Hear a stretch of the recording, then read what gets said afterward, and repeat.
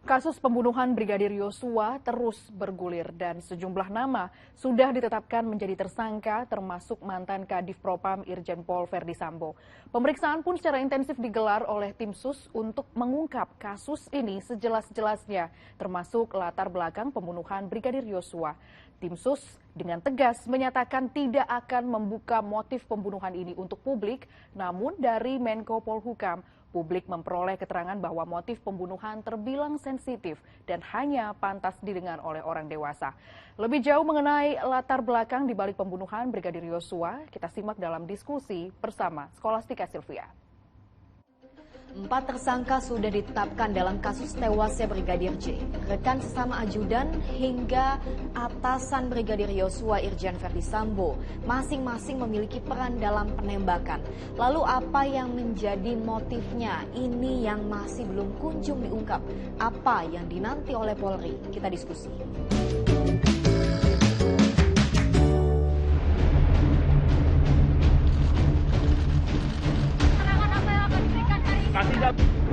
Makin pelik, makin banyak fakta yang mengemuka dan makin banyak pihak yang terseret dalam pusaran kasus tewasnya Brigadir J.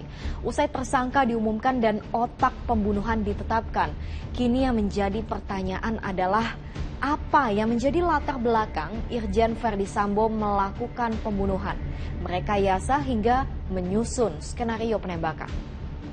Motif atau pemicu terjadinya peristiwa penembakan tersebut saat ini tentunya sedang dilakukan pemeriksaan dan pendalaman terhadap saksi-saksi, termasuk terhadap Ibu BC.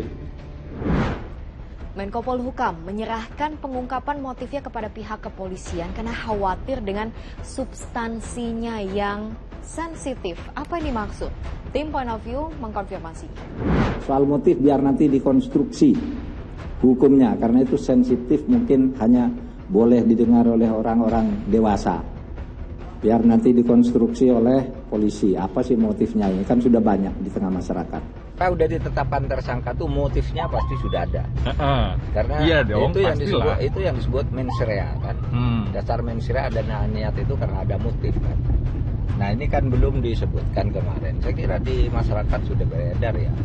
Ya. Soal hubungan asmara atau apa, bahkan ada juga upaya perkosaan. Biar polisi nanti yang buka. Di kesempatan berbeda, tim kuasa hukum Brigadir J mengungkap bahwa motif pembunuhan Brigadir Yosua tak lain adalah karena dendam. Dalam kaitannya dengan tindak pidana, motif adalah hal yang mendasari seseorang untuk melakukan kejahatan. Orang dikatakan sengaja menurut teori kehendak kalau perbuatannya menunjukkan ada kausalitas antara motif, perbuatan, dan tujuan. Ya motifnya apa? Ya kita nggak tahu. Tapi perbuatannya menembak orang misalnya begitu. Tujuannya supaya orang yang ditembak mati.